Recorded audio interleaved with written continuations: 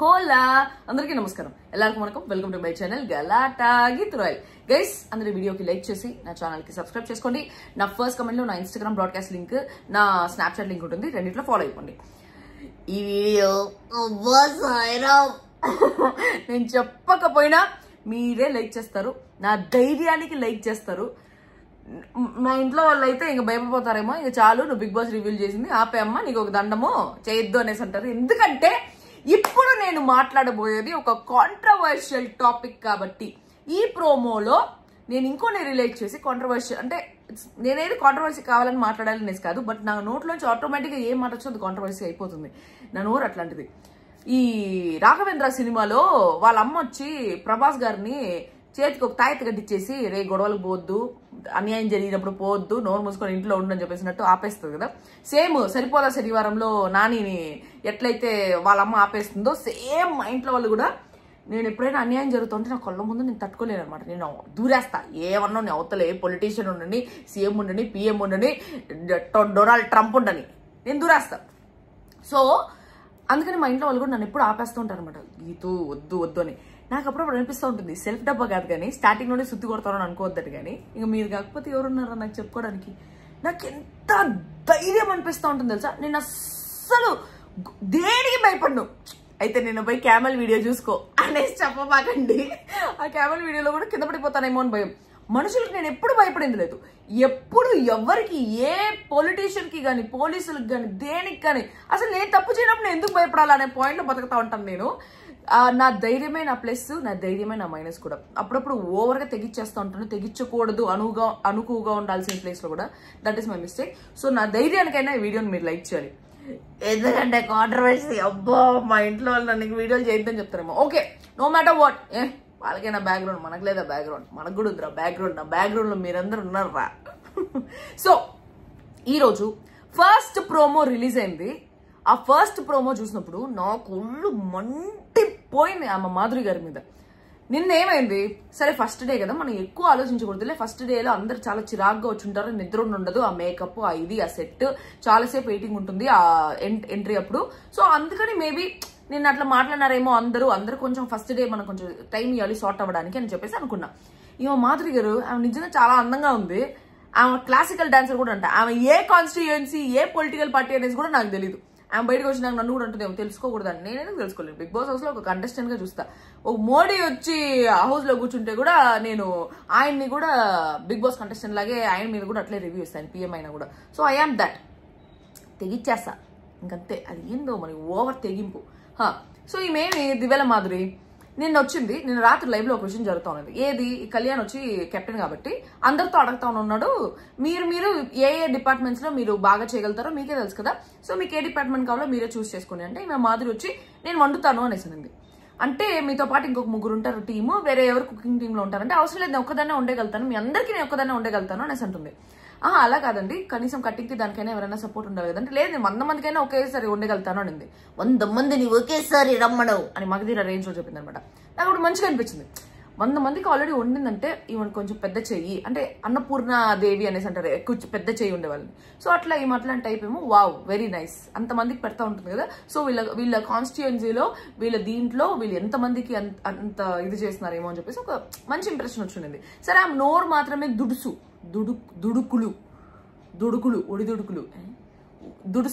Whatever నోరు ఒకటి కొంచెం హార్ష్ బట్ మనసు మంచిది అనే పాయింట్లో నేను సర్లే మాట్లాడేదంతా పట్టించుకోకూడదు అనే పాయింట్లో ఉన్నా కానీ ఆమె వచ్చినప్పటి నుంచి నేను చూస్తూనే ఉన్నా సెలబ్రిటీస్తో బాగానే ఉంది కామనర్స్ని మాత్రం వీళ్ళు ఏం చేస్తారు అనే పాయింట్లో మాట్లాడుతూ ఉంది అది నాకు అస్సలు నచ్చలేదు వచ్చిన వెంటనే శ్రీజాని ఈ రోజు ప్రోమో చూస్తే కళ్యాణ్ని అస్సలు I'm not going to accept this ఆ కామనర్స్కి నేనున్నానే నాయనమ్మ యాక్చువల్లీ మైక్ లేదు కాబట్టి నా వాయిస్ క్లియర్గా లేదేమో మీకు నాకైతే సుత్తంగా నచ్చలేదు ఫస్ట్ ప్రోమో పెట్టి ఒక్కొక్క బిట్ మాట్లాడి లాస్ట్లో పాలిటిక్స్లో ఏదన్నా ఉంటే పాలిటిక్స్లో చూసుకోవాలి బిగ్ బాస్ హౌస్లో కాదు అని ఒక డైలాగ్ చెప్దాం అనుకుంటాను ఆల్రెడీ ఇప్పుడు చెప్పిన లాస్ట్లో కూడా చెప్తా ఉండండి ఓకే ఈరోజు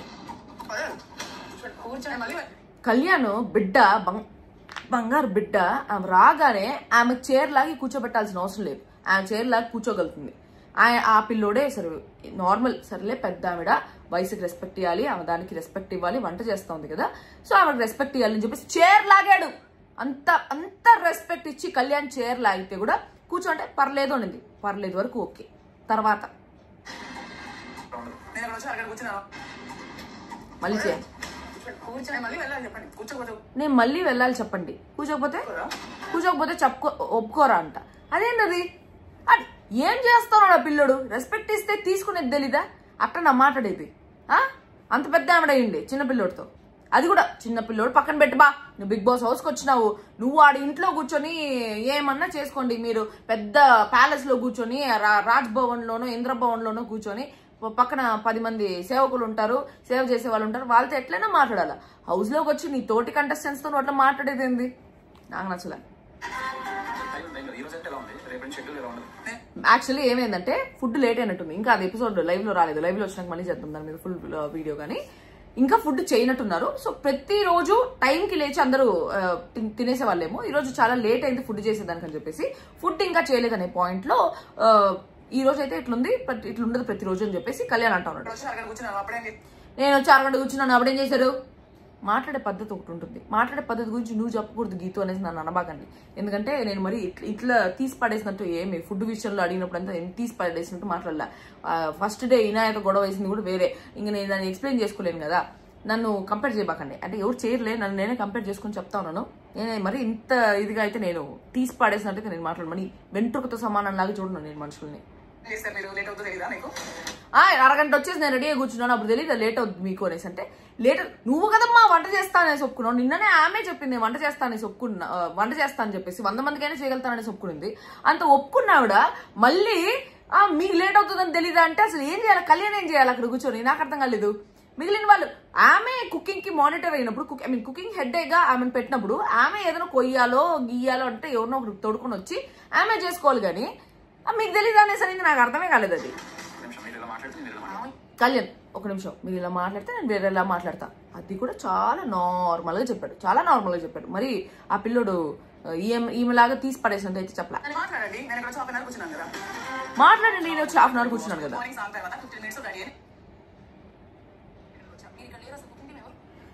గుడ్ మార్నింగ్ సాంగ్ తర్వాత 15 minutes లో రెడీ అయ్యి నేను ఇక్కడికి వచ్చా అనేసి అంటే వెంటనే దివ్య కూడా ఉంది, మీతో గొడవ పెట్టుకోవాలని కాదు, ఇక్కడ ఎవరు లేరు కుకింగ్ టీమ్ లో, మీరు కానీ ఇంకెవరు కానీ లేరు, ఫుడ్ లేదు అనే పాయింట్ లో.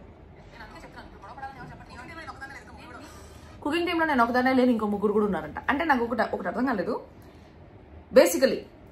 So let's not take her profession in to this, but still ఆవిడ ఎట్లా మాట్లాడుతుందంటే, నేను ఒక పొలిటీషియన్, నా చుట్టూ అంటే ఇప్పటివరకు ఎవరు పొలిటికల్ బ్యాక్గ్రౌండ్ నుంచి రాలేదు. సీజన్ 2లో నూతన్ నాయుడు గారు వచ్చారు, బట్ ఆయన ఇంత పొగరుగా అయితే బిహేవ్ చేయలేదు. సో ఆయన గురించి మాట్లాడడం పక్కన పెట్టేస్తే, I don't really know which constituency she belongs to.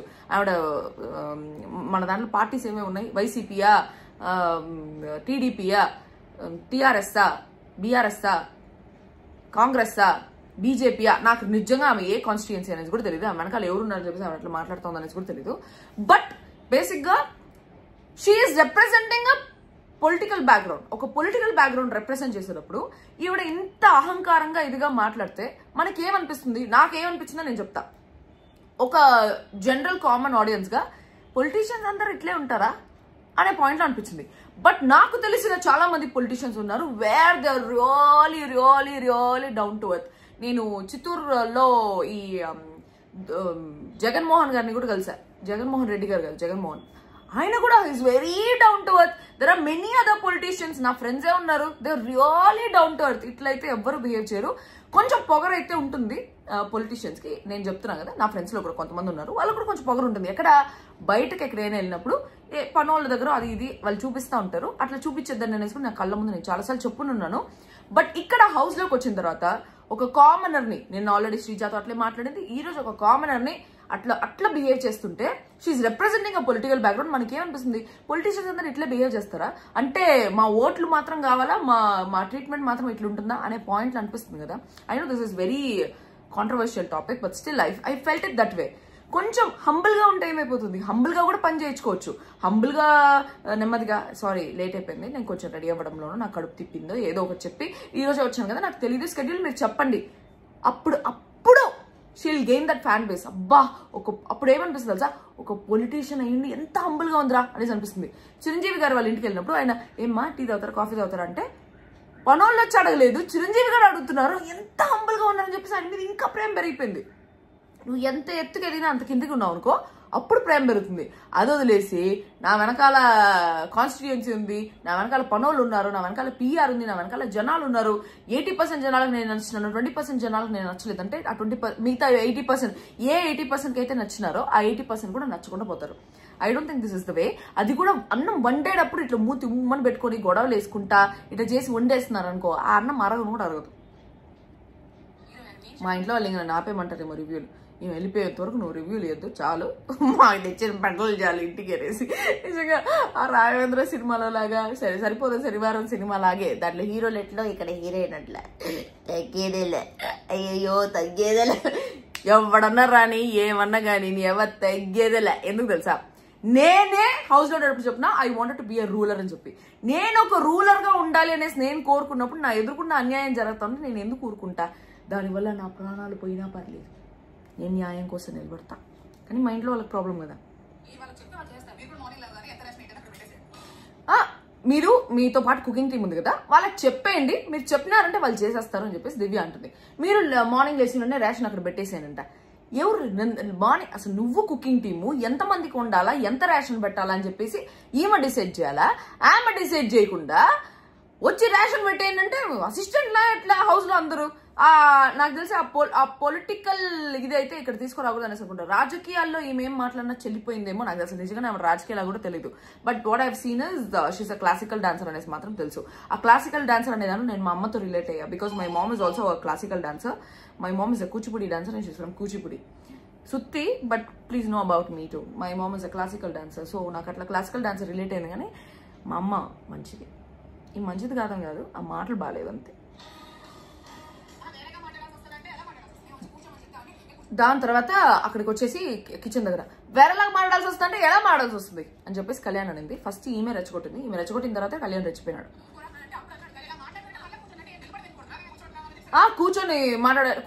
కూర్చొని మాట్లాడదామంటే నిలబడ వినకూడదా అనేసి అంటే కళ్యాణ్ అన్నాడు కూర్చోండి మ్యామ్ అనేది ఒక రెస్పెక్ట్ అని చెప్పేసి. నిజంగానే రెస్పెక్ట్ఫుల్ గానే చెప్పినాడు, దానికి అంత చేయాల్సిన అవసరం లేదు. కూర్చోకపోతే చెప్పవా అనేదాన్ని వెటకారమే అంటారు అనేసి చాలా సీరియస్ అయినాడు.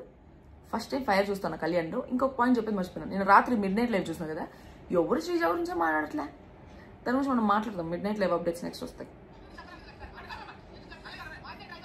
వెటకారమే మరి అంటే ఏ వాయిస్ ఎంత రైజ్ అవుతుంది పనోడా కళ్యాణ్ నీ పనోడా అని. ఏంది ఏంది ఏంది ఏంది నాకు అర్థమే కాలేదు. నాకు నేను హౌస్లో ఉంటే అబ్బా సాయిరామ్ పాహిమాం రక్షమాం నాకైతే ఒళ్ళు మండిపోయింది. గైస్ మీకు కూడా ఒళ్ళు మండిపోయి ఉంటే ఈ వీడియోని లైక్ చేయండి. ఎవరు తగ్గేదిలా, మనం భయపడేదిలా, తగ్గేదిలా. మీకు కావాల్సిన కమెంట్లు పెట్టండి, మీకు వెనకాల నేనున్నా. లైక్ చేయండి, సబ్స్క్రైబ్ చేసుకోండి ఖచ్చితంగా. Please like this video.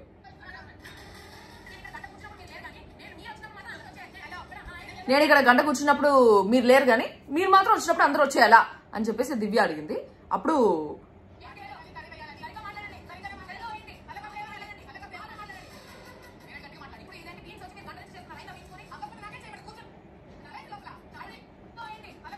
Oh my God,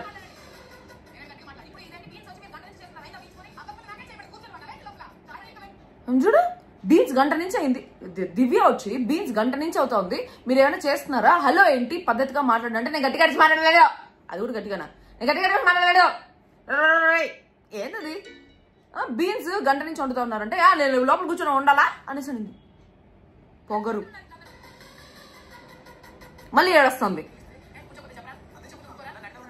ఆమె ఏడ్చేసి ఆమె అరిచేసి ఆమె ఏడ్చేసి ఆమె ఏం చేద్దాం అనేసి నాకు అర్థం కాలే.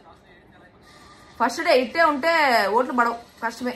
ఇట్లే ఉంటే ఏంటి తెలుసా, జనాలందరూ ఆల్రెడీ శ్రీజాకి మేము ఓట్లేసి పెరికేదానికి ఓట్లు వేస్తున్నామా, మేము మా ఓట్లంతా వేస్ట్ అయిపోయినా అని చెప్పేసి ఈ వారం చాలా మంది ఓటు వేయకూడదు అనేసి అనుకుంటున్నారు. బట్ మీరు ఒకటి గుర్తుపెట్టుకోండి, ఓట్లు వేయకూడదు అనేసి మీరు డిసైడ్ చేసుకున్నారంటే మీరు ఓట్లు వేయకుండా ఉండిపోతారేమో. బట్ ఓట్లు వేసే వాళ్ళు ఓట్లు వేసి మళ్ళీ ఇంకొక డిజర్వింగ్ కంటెస్టెంట్ హౌస్ నుంచి బయటకు వచ్చేస్తారు. ఒక నిమిషం ఎవరు కొడుతున్నారు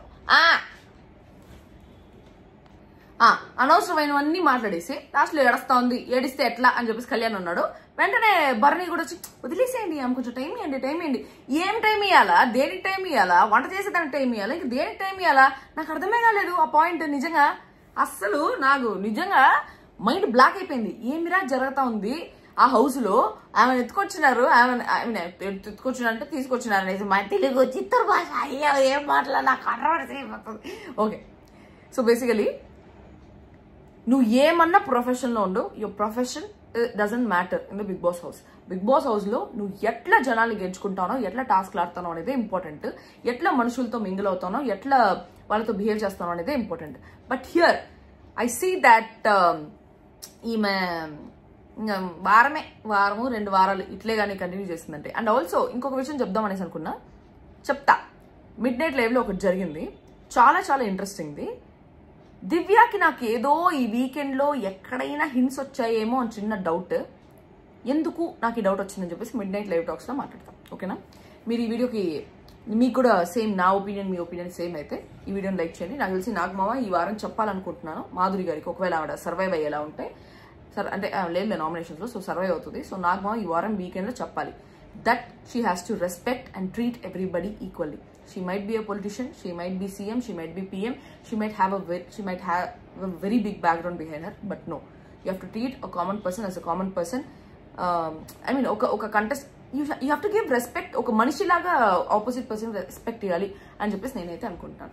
Meeku emanipichindho meer kuda kinda comment box lo comment cheyandi. And midnight live talks తిరిగి కలుస్తాం ఇంకొక గంటలో. That's all for today. Andaru this me signing off. I love you guys.